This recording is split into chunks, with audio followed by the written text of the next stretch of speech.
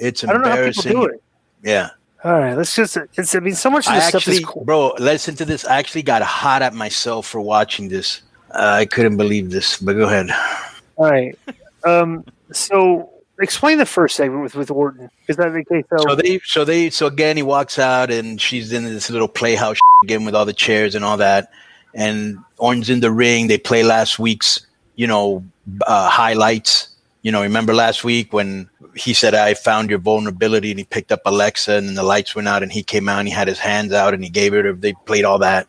And then he was saying, Orton was just saying, "There are no boundaries I won't cross. I don't need a mask. When my time comes, I'm going to stare the devil in the eye and let him know the most evil son of a bitch has arrived. I just want to know exactly who's going to let me in." And the moment he said that, the Fire Funhouse thing came up on the screen, right? And then Orton told Wyatt not to play games with him.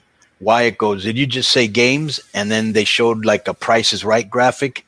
And then they cut to a thing with Wyatt dressed like a game show host with a wig and a jacket and one of those old school long microphones like they used to use like a Match Game and all those old 70s shows.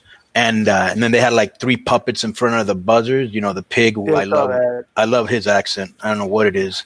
And all that. And then they showed some other animal that was dead and they were like Wyatt asked how Orton should be punished, and the puppets chimed in with various ideas, and then he scolded them. This was kind of long. It wasn't good, and it wasn't funny. This game show, Well, I don't know what they. I'm losing a lot of interest in Bray Wyatt because they keep going back to the same trick every single time. Right. Then and then they always have that one puppet that's all dressed up in black who always uses an excuse to say the word that gets bleeped out. Right. And then Orton just goes, "Well, you know what? I want a match against Wyatt, and I'll face the Fiend in TLC." And Wyatt goes, "Yeah, what did they say? Yowie wowie. I accept." This went too long, bro. But it feels just different than anything else on the show, and there is a uniqueness of this. But this went too long, and the game show thing was not good. But he's still good. I watched it, and I think it's for kids. It's like romper room level. Yeah. Stuff for me, like I still enjoy some of it. I used to. I'm not in it anymore. So the next thing they have is what's her name's backstage. So I'm gonna read you this verbiage here. Okay, can I just say one thing before you do verbiage? I like how this, they never stick to one straight thing. Some weeks they hate each other and they're, at each other's throats, and they're the two partners that can't get along. And then here they're like best friends again. Like nothing's ever. No consistency. It's terrible. Right. Let me give you some. Okay, Nia Jax gave Shayna Baszler a pep talk at the gorilla position about demolishing Asuka. Jax said that once they finish with Lana, she will have an ugly, hideous face, and they will twist her body in different directions. She's going to have boobs on her back, Jax said. I mean, that must be the same guy that wrote Fireface and Bro Nuts and all that other bullshit. Yeah. We got to get to that. We're not even there yet. And I would like to say that to me, bro, Shayna, who had this really badass edge to her, has lost it completely. And Nia is better than before, but she's still not entertaining. Everybody's diminished in this angle because they're doing this angle with Lana, and it's very comical. Because it's not even like it's humorous how many times she's everybody's stupid, and it's diminished everybody into just this cornball-y, corny, cartoonish. It's like everybody's diminishing this. So this, whatever. So asking her, Lana's acting over the top, like she can do. If you had to guess, because I know you fast forward this. If you had to guess, how do you think that Asuka won this match? Distraction and then a roll up. A distraction. Roll up. Roll up. Yeah. It's a distraction roll. This is completely All right. So the hurt bit. Oh, Ricochet. Okay. So. And I would also like that Lana overreacted like she just won the world title. This was right. That's insane. It was terrible overacting. All right. So the next thing is let me see. Ricochet. Okay. Ricochet and Dana Brooke are backstage. Well, so Dana Brooke's with Ricochet now. What's going on? Yeah, bro. I swear, I'm not kidding when I tell you this, Disco. I think I've seen Dana Brooks in at least 6 to 7 gimmicks, of which none have worked. I don't know how she gets so many chances when you have all these chicks in NXT that can go now. Right. She was with Emma. She was with Emma. She was with Titus Worldwide. She was a babyface going after Ronda. There's other ones too. She did that tag team with Liv Morgan. Yeah. I mean, she's always in. Now she's with Ricochet. Like both of them, kind of. I can't believe I'm saying this about Ricochet, but when I see both of them, I just think JoJo. I want to give you. Let me give you this too. Let's pretend that like we're backstage at WCW. This is like real backstage, right? Right. And we're talking. Me and you are talking to each other, okay? And somebody's walking by and they got a box of donuts and they say, "Hey, you seen Bischoff and Hogan?" So yeah, they're down that way. Okay, that would be that interaction. Right? Okay, I'm going to read you how they wrote a backstage interaction in Raw. Okay. Ricochet and Dana Brooke were talking backstage when Riddle showed up with the box of Bro Nuts and asked if they'd seen MVP or Bobby Ashley. Ricochet said they were talking strategy for mixed tag match. Riddle asked him to let him know if they see MVP or Ashley, then made his exit. Bro Nuts. I was like, whatever. So then Ricochet. Okay, so then we have the retribution jobbers against. Bro, it's bad enough. I don't know what like this, Okay, it's bad enough they got all these weird names like Mace and what was the other one? Slapjack. I guess Power Steering wasn't available, but the girl's name is Reckoning. Okay, right. That's brutal. Let me hit that real quick. Whenever you see those ads up for WWE's hiring writers or writers' assistants, you got to have like a master's degree and 3 to 5 years in TV experience or whatever. Nerds and I mean, a master's degree leads you to Bro Nuts and Reckoning. Funny. There's no way, bro. They're nerd. Anyway, so they come out overreacting with the heads turning like if it was a 1970s creature featured movie. Bro, there's so much between this. AEW, even some of the stuff on SmackDown, there's so much stuff on TV that like looks like does not look professional. It looks very indie acting, like the Slapjack, the Abaddon's coming out there. I'll give you an example. There's so much stuff on TV that doesn't belong on TV. I know we're gonna get to this, but this is exactly what I was thinking.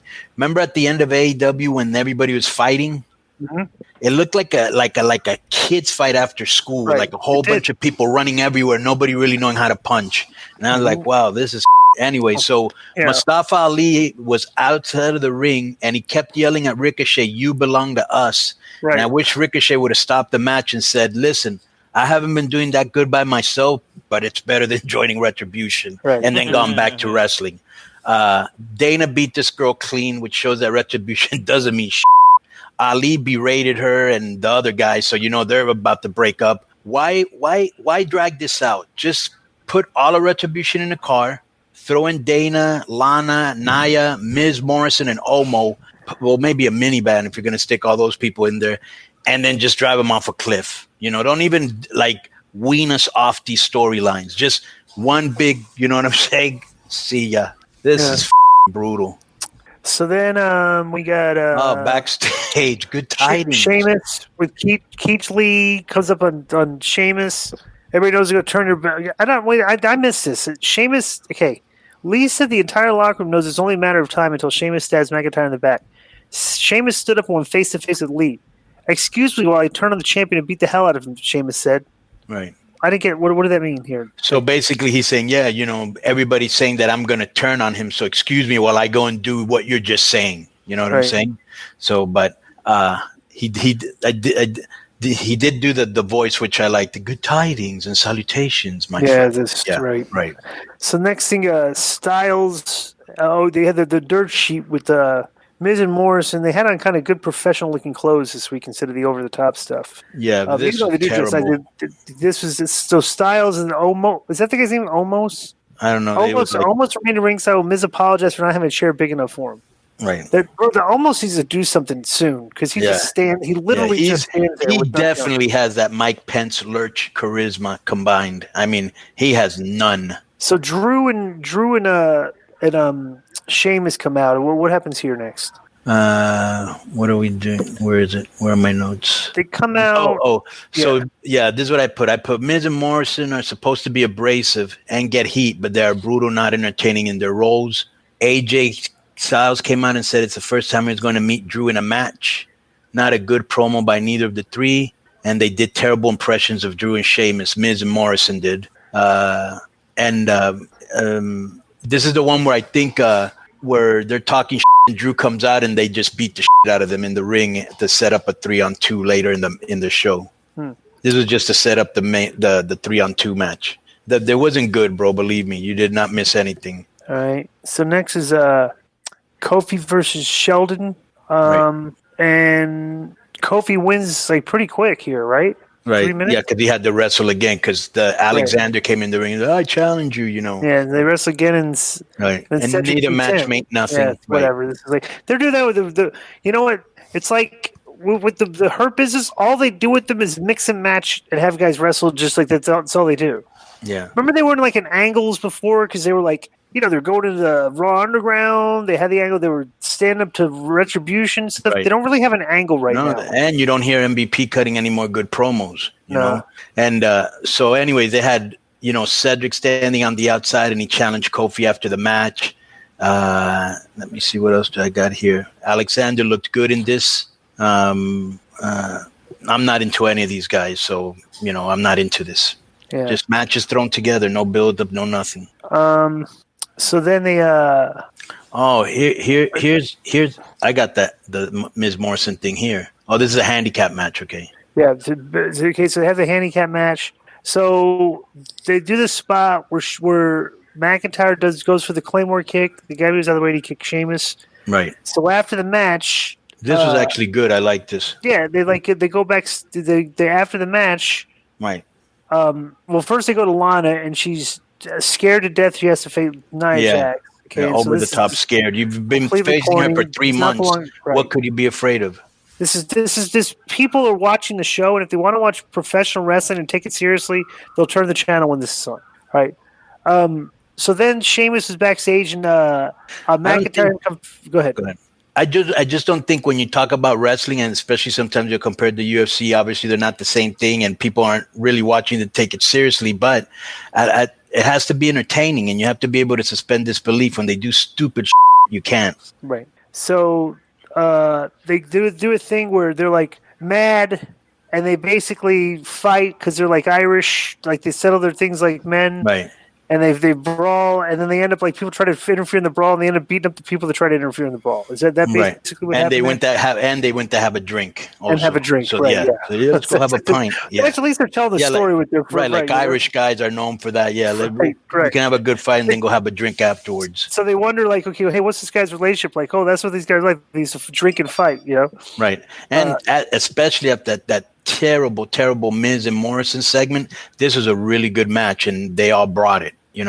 And usually handicap matches, I don't like them, but this was really good. Sheamus and McIntyre looked real good here. Okay, you got to hear this one. This is fun. Yeah. Bobby Lashley and MVP made their entrance. Then the broadcast team narrated footage of Lashley attacking Riddle last week. Jeff Hardy was shown warming up at the gorilla position when Riddle showed up with his bro nuts. Yeah. Hardy told Riddle that he had a match. Riddle tried to talk him into teaming up as the Hardy Brothers, and said their finish could be broetry in motion. Yeah, Hardy made his entrance, and Riddle ate his donuts while saying, "More from me." Jesus that was Christ. Very lame, and I kept thinking, really, broetry in motion? Are they trying to give him stuff because he's got? Well, not him. Like, honestly, the whole show is like an insult to my intelligence. Yeah. Who's writing this bullshit? It's bad. There was only one good thing I liked, and it was that I liked the handicap match was good, and I liked the Firefly thing, except for the game show part. That was about it. But continue. So Lashley wrestles Hardy, beats Hardy in a long match. This was kind of long, bro. So what happened after the match? I missed this. Something put him in. He had him in the full Nelson. They threw Hardy at Riddle, who was entering the ring to help or whatever. So I guess they're going to Hardy. I think they're going to do something with Riddle. Yeah, whatever. Yeah, and then MVP picked up the donut and ate it while they were leaving. So it just seems like they're going to do something with Riddle. Okay, so then Randy Orton. But the way they did it is, you're right. They didn't make it for sure. Riddle just happened to be there ringside, all right, with this box of donuts, and now I guess they're going to be feuding. I guess. Whatever. They don't explain anything. So Randy Orton against Bray Wyatt. What'd you think? It was better than I expected. It's theatrical. To me, it's just still very corny. There's too much corny stuff on the show. I did like the end, because at the very end, and it looked like Randy Orton was about to beat Wyatt, right? Mm-hmm. Yeah.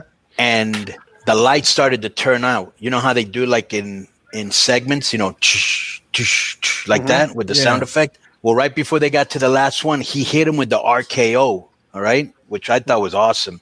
So right before the last light goes out, he hits him with the RKO. All the lights go out, and when they come back on, he's covering the Fiend. I thought that was very well, and he does the mandible claw on him.